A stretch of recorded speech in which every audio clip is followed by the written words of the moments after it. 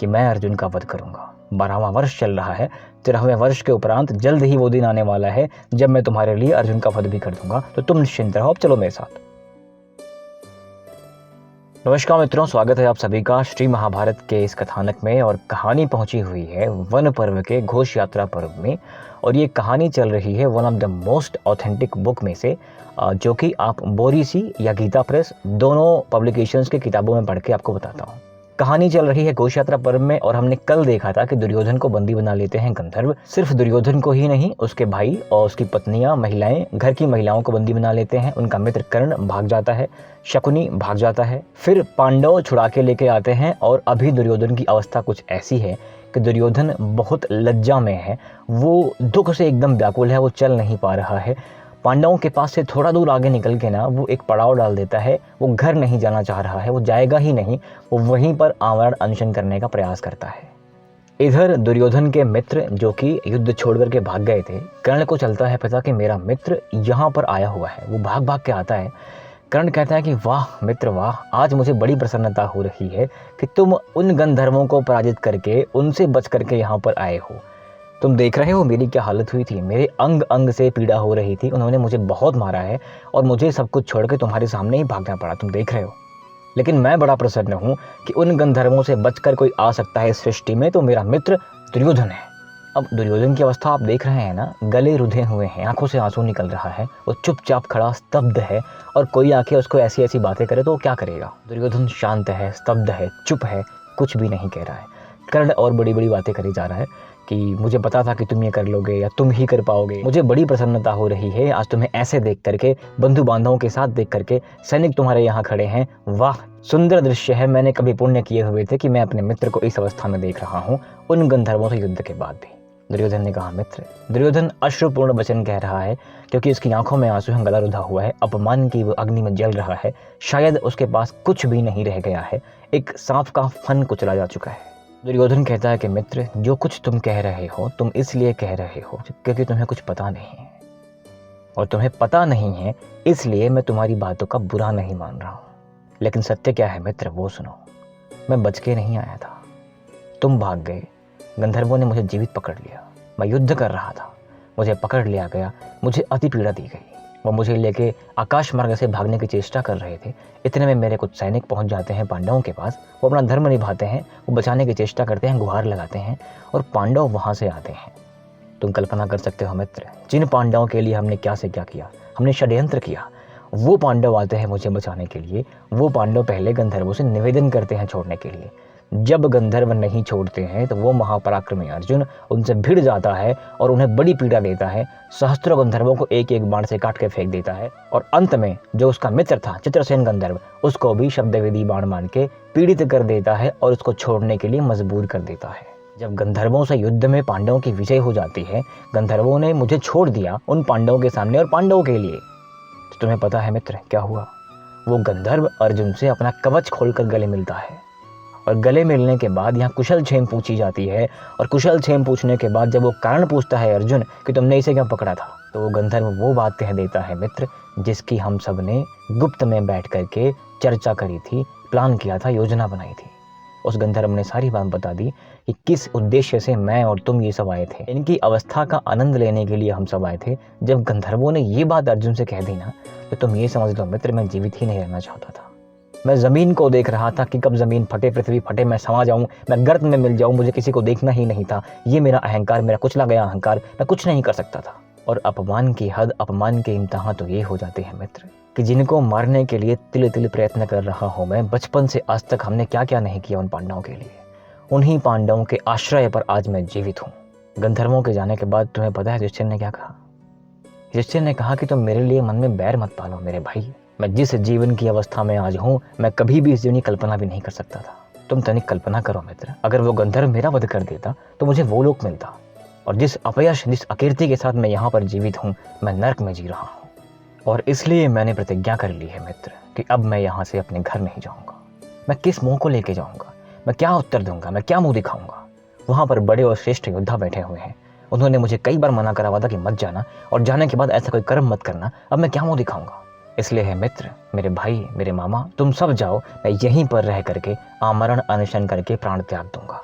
तुम तनिक कल्पना करो मित्र, आज तक मैंने संसार में मनुष्यों की छाती पर चढ़ करके ना कर लिया है, और मेरा अहंकार, मेरा क्रोध, मेरा मोह आज इस अवस्था में पहुंच गया है कि मुझे ये दिन देखना पड़ रहा है। मैंने मोहवश आकर के कुकर्म किया था।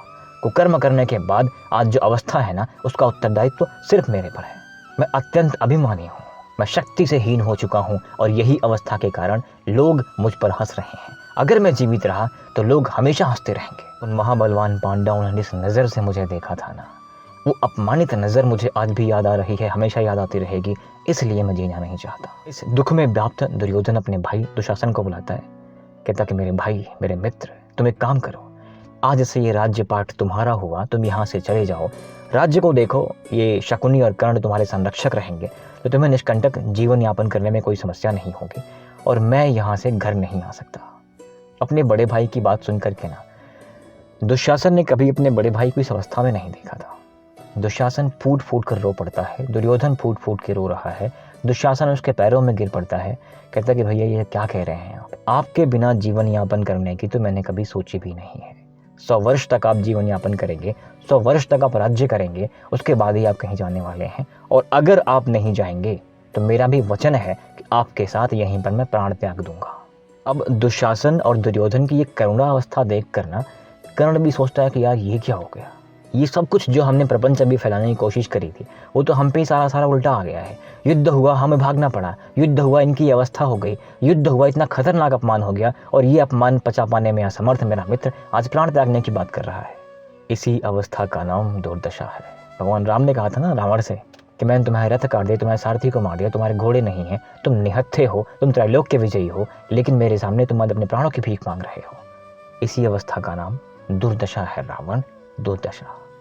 तो यही अवस्था दुर्योधन की भी है कि अपने ही मित्रों, अपने ही संबंधियों और कटुता पूर्वक करे गए कार्यों के कारण जो अवस्था है ना, एक बड़ा पुराना गाना है ना, जीना चाहें या रोना चाहें रो ना पाएं, तो वही हाल है कि ये जो दुर्दशा है ना, ये जीवित रहने योग्य नहीं थी। एक ऐसे महाभट के लिए कदाचित ये बर्दाश्त ही नहीं कर पा रहे कि अब मैं करूँ क्या और कैसे क्या हो गया।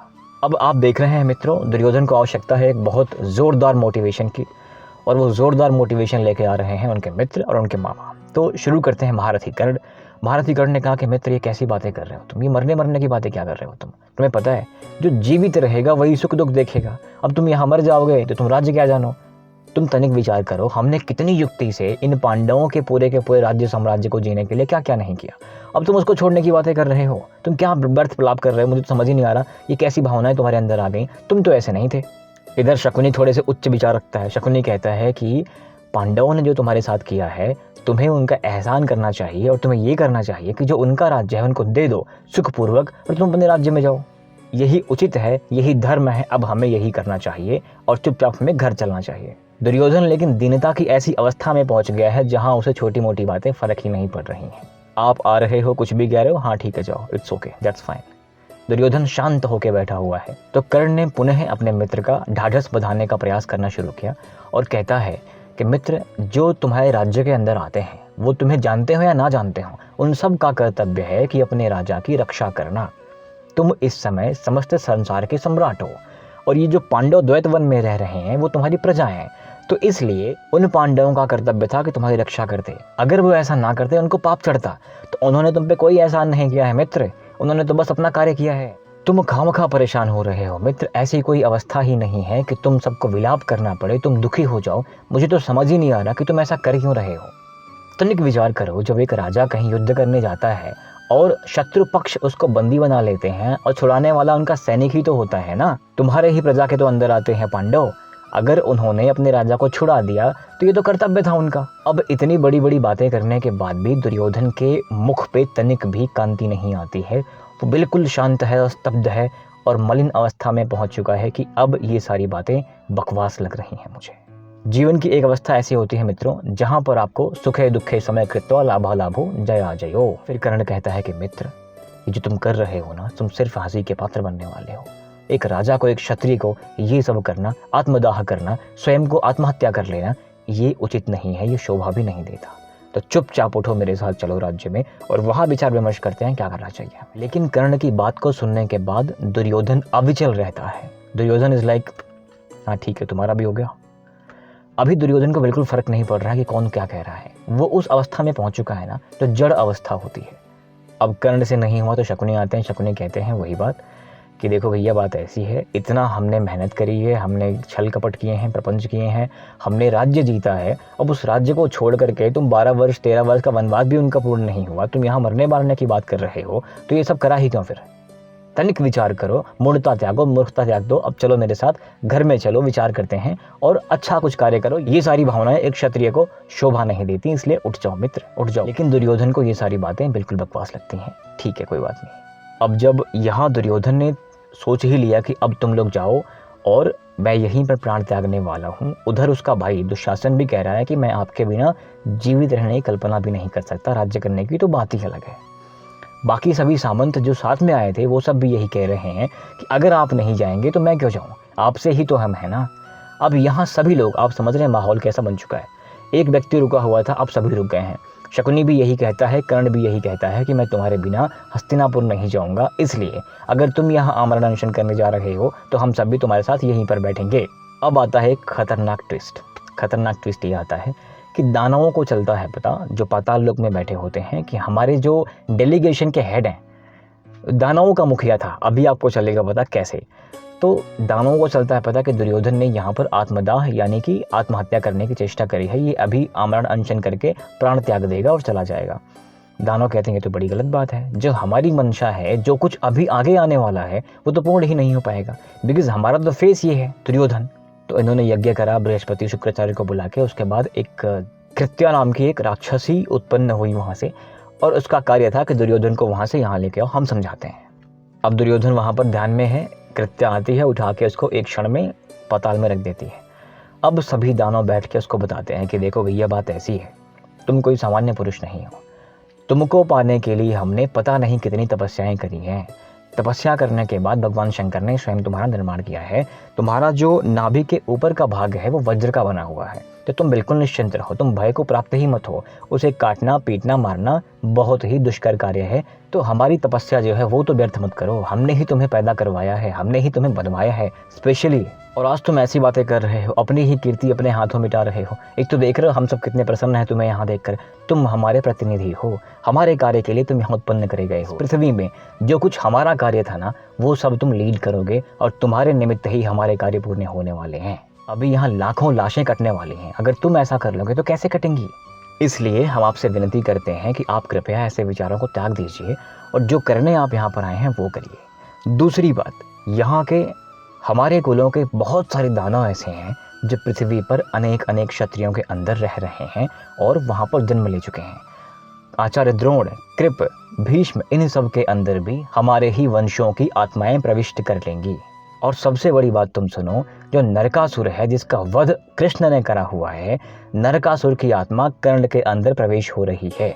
तो तुम ये समझो कि अब अर्जुन और कृष्ण नरकासुर वाला बैर लेके कर्ण से विरोध करेंगे, कर्ण का वध करने का प्रयास करेंगे, और नरकासुर की आत्मा इतनी शक्तिशाली है जिसके प्रभाव में आकर कर्ण सारे कार्य कर रहा है, कर्ण सारे कार्य करेगा और कर्ण अर्जुन का वध भी करने की चेष्टा करेगा। तो तुम अर्जुन से बिल्कुल भयभीत ना हो, तुम नरकासुर को हल्के मत लो, बहुत प्रतापी था वो। हमारे ही दानवों की आत्माएं संशप्तक योद्धाओं के अंदर जाके बैठ जाएंगी, तो अब संशप्तक भी अर्जुन के प्राणों के प्यासे हो जाएंगे। तुम कल्पना करो, जब अर्जुन के प्राणों के प्यासे इतने बड़े बड़े महाभट हो जाएंगे तो अर्जुन को जीतना तुम्हारे लिए कौन सा दुष्कर कार्य होगा। इसलिए ये सब त्यागो, जिस कार्य के लिए तुम आए हो, तुम हमारे कार्य के लिए आए हो, वो कार्य करो। इसलिए हे महाराज, आप अनर्गल बातें करके हमारे लिए दुविधा उत्पन्न मत करिए। आप जो कार्य करने आए हैं ना, हमारा कार्य करने आए हैं, हम भी आपको ही देख रहे हैं। अगर आप ऐसे करोगे तो हमारा क्या होगा। तो ऐसा कहकर दानवों ने बहुत समझाया, गले से लगाया, अनुनय विनय किया, और दुर्योधन यहाँ पर हो जाता है मामला फिट। बिकॉज दुर्योधन को समझ आ जाता है ना कि नियति क्या होने वाली है, उद्देश्य क्या है। एक्टिंग ही तो करनी है सबको, जब सब कुछ प्रीडिफाइंड ही था यहाँ पर, ऐसे करना है, वैसे करना है, वैसे करना है। और इनके IQs, जैसे हमारे 1450 जो CC का माइंड होता है ना, हो सकता है इनका माइंड थोड़ा बड़ा रहा हो, ये देख पा रहे हो लौकिक पारलौकिक। जो हमें दिख रहा है, जो दिख रहा है सामने, वो दृश्य मात्र है, और लिखी रखी है पटकथा मनुष्य पात्र है। तो ये पटकथा लिखी हुई है, सबको एक्टिंग ही करना है। दुर्योधन ये बात समझ जाता है कि जिस कार्य के लिए मैं आया हूँ वो करना बहुत इंपॉर्टेंट है। दुर्योधन आश्वासन देता है कि ठीक है, अभी मैं प्राण त्याग नहीं करूँगा, निश्चिंत रहो, मैं जा रहा हूँ, अब जाके राज्य भोगूंगा। तो वापस कृत्या उनको एक क्षण में वहाँ पहुँचा देती है जहाँ से वो आया था। अब कर्ण बाकी लोग शकुनी ये सब साथ में बैठे होते हैं, फिर से लोग अनुनय विनय करते हैं, भैया मान जाओ, तो कहता है हाँ ठीक है चलते हैं।